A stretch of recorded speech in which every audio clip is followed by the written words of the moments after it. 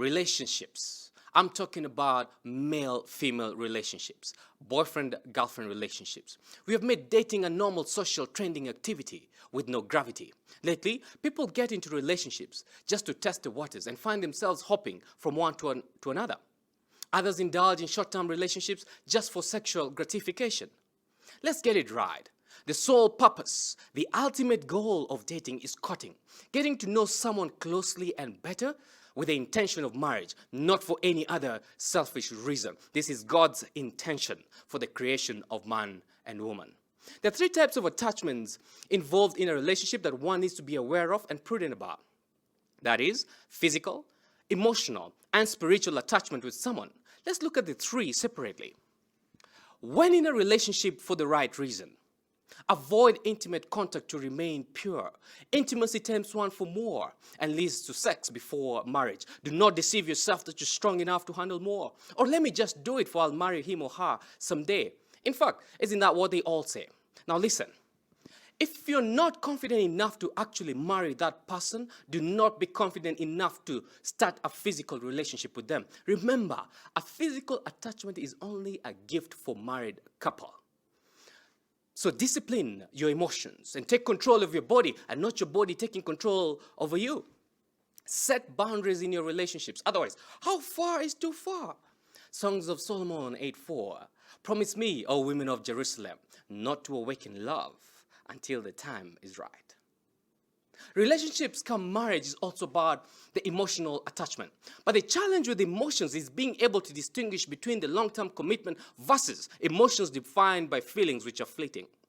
Emotional attachment is as a result of opening up to someone, feeling free and comfortable to share your inner deepest feelings and secrets, beginning to trust someone. Be careful though with this attachment, as it seamlessly leads to a physical attachment. So, avoid compromising situations and practice the art of patience. Again, maturity is in learning how to use and control your emotions and not being controlled by them.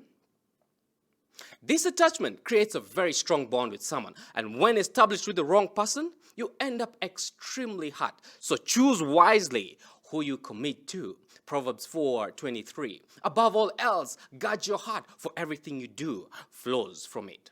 Sex also creates an emotional attachment, more so to ladies. Be careful, because the attachment is supposed to come first, then marriage, then the gift. How amazing. A spiritual attachment is created when a man and woman are in choir, prayer groups, or go to church together. This sometimes leads to an emotional attachment. However, a spiritual attachment is extremely important for those in marriage, supporting each other in the faith and raising children in the ways of the Lord.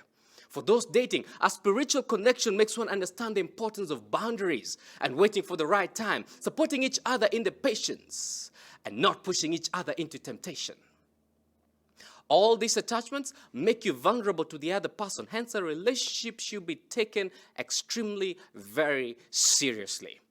We must view relationships first and foremost in accordance to the purpose of God's will. Remember, each and every relationship you indulge in, part of you is embedded on the other person, making you part of them and vice versa. So tell me, how many people do you want embedded in you? So step one, understand God's design for a relationship. Step two, realize that there is right and wrong, do's and don'ts, amazing rewards, and grave consequences for your actions. So if you're sure, if you're ready to marry a person, go ahead and marry them. This is not to push you, but to show you that if there is uncertainty, doubt, or you need more time, the same applies to the physical. Remember, simply do what is right. Talk to me.